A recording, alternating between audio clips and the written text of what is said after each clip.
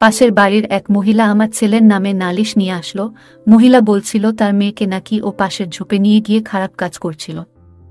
আমি ছেলেকে বললাম, তোর যা করার তুই আমার সাথে কর। হ্যালো বন্ধুরা, তোমাদের জন্য আরও একটি নতুন ভিডিও নিয়ে চলে এলাম। পুরো ভিডিও দেখলে তোমাদের টুনটুনি দাঁড়িয়ে যাবে, তাই ভিডিওটি পুরো দেখার অনুরোধ রইল। বন্ধুরা, আমার নাম ঝুমা। আমি একজন হাউসওয়াইফ। 15 বছর বয়সে বিয়ে হয়ে যায় আমার এবং 16 বছর বয়সে আমি প্রেগন্যান্ট হয়ে যাই। একটি ফুটফুটে পুত্র সন্তানের মা হয়ে যাই। জীবনে কারোর সাথে লুকিয়ে প্রেম করা, পার্ক সিনেমাতে ঘোরা এসব আর হলো না আমার। কম বয়স থেকেই সংসারে মন মানিয়ে নিলাম, কিন্তু আমার তাতে খারাপ ঠিক লাগে না। নিজের ছেলে আর স্বামী নিয়ে আমার সময় কেটে যায়। আমাদের আর্থিক অবস্থা ভালো ছিল না। দেশে থাকতে আমার স্বামী একটি চায়ের দোকান করত। তা দিয়ে কোনো মতে টানাটানির সংসার ছিল আমাদের। বাড়িতে আমাদের একটি মাত্র ঘর। সে ঘরেই ছেলেকে নিয়ে একসাথে থাকি। শ্বশুর শাশুড়ি আমার বিয়ের পরেই মারা গেছে। আমার ছেলে হওয়ার পর আমার চাহিদা দ্বিগুণ বেড়ে গেল। এতে স্বামী মাঝে মধ্যে একটু বিরক্ত হতো। আমি বুঝতাম আমার স্বামীর চাহিদা কমে গেছে। আমি চাহিদা জ্বালা নিয়ে চুপ থাকতাম আর ভাবতাম স্বামী সারাদিন পরিশ্রম করে তাই হয়তো ক্লান্ত থাকে। এটা ভেবে নিজেকে শান্ত করতাম, কিন্তু মনকে শান্ত করলেও দেহ ঠিকই উত্তাল থাকত। এদিকে ছেলে দিন দিন বড় হচ্ছে আর দুষ্টু বাদর হয়ে উঠছে। ওর বাদরামির কারণে প্রায় নালিশ আসে বাড়িতে। আমি নিজেই শাসন করি, ওর বাবার কানে কিছু দেই না। এর মধ্যে আমার স্বামী ডিসিশন নিয়ে দোকান বিক্রি করে বিদেশে যাবে আর চলেও যায়। আমি অবশ্য নিষেধ করেছিলাম না যেতে, তার কারণ হলো আমি একা থাকতে পারবো না। এই কথা বলায় স্বামী আমার উপর রাগ করে আর বলে ছেলে বড় হয়ে গেছে, অথচ ওনার খিদে কমেনি। ভবিষ্যৎ চিন্তা করেই আমি বিদেশ যাচ্ছি। স্বামীর এ কথায় আমি আর কোনো প্রতিবাদ করলাম না। স্বামী যখন বিদেশ যায় তার 3 মাস পর জানতে পারি দালাল আমার স্বামীকে জালে ফাঁসিয়ে পাঠাইছে। আর তাই সে বিদেশে বৈধভাবে থাকতে পারবে না। আর আসলে যে টাকা দিয়ে সে গেছে তা আর ফিরেও পাবে না। তাই তাকে পালিয়ে কাজ করতে হবে আর যতদিন সম্ভব এইভাবেই থাকতে হবে। তাই স্বামীর সিদ্ধান্ত, সে যতদিন পারবে এইভাবে থেকেই একবারে দেশে ফিরে আসবে। আমি তার ইচ্ছাই আমার ইচ্ছা তাকে বলে দিলাম। এখন আমার ছেলের বয়স 16 বছর, মানে আমার বয়স 33 বছর। এই বয়সের মেয়েদের সন্তানের বয়স খুব বেশি হলে 8 বা 10 বছর হয়, কিন্তু তার বয়স 16। তার মানে ওর প্রতি আমার দায়িত্ব ও অনেক বেশি। মাধ্যমিক এক্সাম দিয়ে এবার 11-এ উঠেছে, তাই পুরানো স্কুল চেঞ্জ করে নতুন স্কুলে দিয়েছি। ও একাই স্কুলে যায়, তাই চিন্তায় থাকি। 33 বছর বয়সেই আমার যৌন জীবন শেষ হয়ে গেছে মনে হতো। নিজের শরীরকে শসা, বেগুন, গাজর দিয়ে সান্ত্বনা দেই, তবু অন্য লোকের সাথে পরকীয়া রিলেশন করি না। বাড়িতে কেউ যখন থাকে না তখন আমি মোবাইলে পানু খুলে মনের সুখে নিজেই খারাপ কাজ করি আর উদাস হয়ে বসে থাকি। কিন্তু এক বিচ্ছিরি ঘটনা আমার জীবনে ঘটে গেল। এবার সোজা সেই ঘটনায় আসি। আমার গায়ের রং এভারেজ বর্ণের নারীর মতন হলদেটে কিন্তু শ্যামলা। অনেকেই খারাপ নজরে দেখে, সেটা আমি টের পাই, কিন্তু অভ্যাস হয়ে গেছে। এই ভেবে সান্ত্বনা দেই যে বর তো লক্ষ্য করে না, তো কি হয়েছে, অন্য কেউ তো লক্ষ্য করেছে। কিন্তু কাউকে কোনো দিনও এগোতে দেইনি। হালকা ফ্লার্টিং এর মধ্যেই সীমাবদ্ধ। যেমন ধরুন, দুধওয়ালা দুধ দিতে এলে বলে, বৌদি এত দিয়ে কি করবেন? আমিও মজা করে বলি, তোমার দাদাকে খাওয়াবো। সে বলে, দাদার ও কপাল, এত সুন্দর খাওয়ানোর লোক আছে একজন।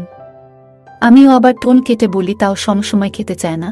তারপর দুজন হাসি দিয়ে থেমে যাই, কেউই এগোই না। বা সবজিওয়ালার কাছে গেলে ও বলে, ভালো কলা আছে, বেশ জমবে, মানে কলা খেতে ভালো লাগবে।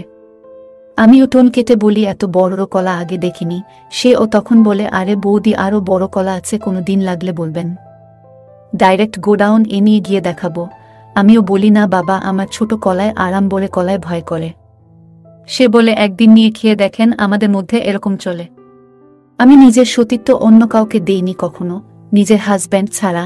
তার মানে এই নয় যে আমার ছেলেদের বা অন্য লোকদের সাথে এরকম করব। যাই হোক, আমার ছেলে বড় হচ্ছে আর ওর শরীর ও বড় হয়ে আসছিল। ভাবনাতেও বড় হচ্ছিল আমার ছেলে। স্বাভাবিকভাবেই 16 বছরের ছেলে খারাপ কাজ করে। আমি অনেকবার ওকে দেখেছি। একদিন ভাবলাম ওর সাথে খানিকক্ষণ হালকা আড্ডা মারি। ওকে বললাম, আজকাল তোর কম্পিউটার দেখা বেড়েছে। ও বলল, স্কুলের কাজ বেড়েছে। আমি বললাম, স্কুলের কাজে মনে হয় শ্যাম্পু লাগছে। ও মানে বলে মুখ কুঁচকে উঠল। আমি বললাম, না, তোর প্যান্টে আর ঘরে অনেক পড়ে রয়েছে। ও চুপ থাকলো। আমি ওকে লজ্জান্ত দেখে হাসি থামাতে পারলাম না। আসলে আমি এমন মা হতে চাইনি যাকে বাচ্চা ভয় পায়, এমন হতে চেয়েছি যাকে বাচ্চা বন্ধু ভাবে। এই ভাবনা থেকেই সঠিক রাস্তায় চালনা করতে পারিনি শুধু। আমি বললাম, ঠিক আছে বাবা, বুঝি আমি, কিন্তু তুমি বড় হচ্ছ, বুঝে সুঝে কারো আজে বাজে জিনিস বেশি দেখো না, তাতে মাথা খারাপ হবে। ও লজ্জায় লাল হয়ে গেল। আমি বললাম, তুমি যেটা করছো সেটা সব ছেলেরাই এই বয়সে করে, কিন্তু বেশি করা ভালো নয়, তাহলে অনেক প্রবলেম হবে।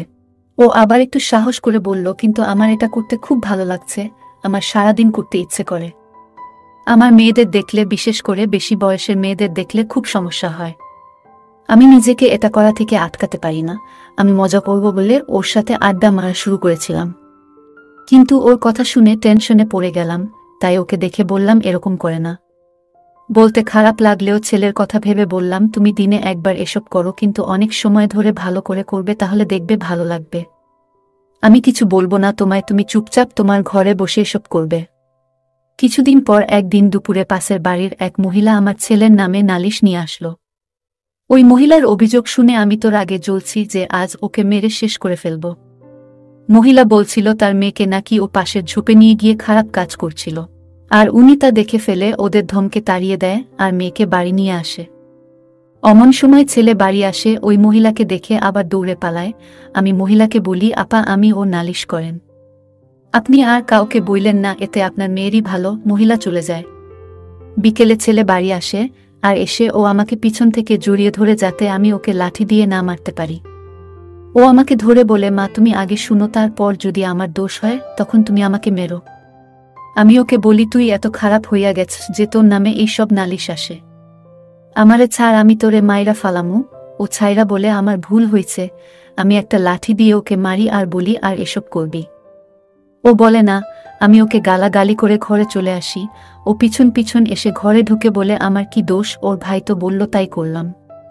আমি আর ওর সাথে কথা বললাম না। রাতে আমি না খেয়ে ওকে বললাম হাত দিয়ে খেয়ে নিতে। ও হ্যাঁ না কোনো জবাব দিল না। কিছুক্ষণ পর ও এসে আমার পা জড়িয়ে ধরল আর বলল, মা আমাকে মাফ করে দাও, আমার অন্যায় হয়েছে। তারপর একদিন সকালে আমার ছেলে কোথাও যাওয়ার জন্য প্রস্তুত হলে আমি তাকে বাধা দিই। আমি বললাম, কোথায় চললি? ও বলল, কোথাও না মা। আমি জিজ্ঞেস করলাম, আজ তোর পরিকল্পনা কি? খুব প্রস্তুতি নিয়ে যাচ্ছিস? তুই কি কোনো বান্ধবীর সাথে দেখা করতে যাচ্ছিস? ও বলল, না মা, আমার কোনো গার্লফ্রেন্ড নেই। আমি বললাম, তাহলে কি বদমাশ বুড়ো হয়ে গার্লফ্রেন্ড বানাবি? সে অবাক হয়ে আমার দিকে তাকিয়েছিল। আমি বললাম, কি হারামি, এভাবে তাকিয়ে আছিস কেন? সত্যি বলছি, গার্লফ্রেন্ড বানিয়ে মজা করতে ভালো লাগবে। ও বলল, কিভাবে? আমি বললাম, এত সাধু সাজতে হবে না। আমি পাড়ার মেয়েদের কাছ থেকে সব শুনেছি, তুই নাকি ওদেরকে খুব মজা দিস। আমি তোকে একটা চান্স দিচ্ছি, তুই যদি আমাকে খুশি করতে পারিস তাহলে তোকে আর অন্য কারোর কাছে যেতে হবে না, বাড়িতে সব সময় পাবি। ও আমার মুখে এই কথা শুনে আনন্দিত হয়ে গেল। তারপর ও আমার চাহিদা মিটালো বেশ কিছুক্ষণ, আমাকে পুরো খুশি করে দিল। তারপর থেকে আমাদের মধ্যে প্রতিদিন এসব চলতে থাকলো। যাই হোক বন্ধুরা, আজকের ভিডিও এই পর্যন্ত। যদি আমাদের ভিডিওগুলি ভালো লাগে তাহলে লাইক, কমেন্ট এবং শেয়ার করুন। আর সবার আগে ভিডিও পেতে আমাদের চ্যানেলটাকে সাবস্ক্রাইব করুন এবং পাশে আসা বেল আইকনটি অল করে দিন। সবাইকে ধন্যবাদ।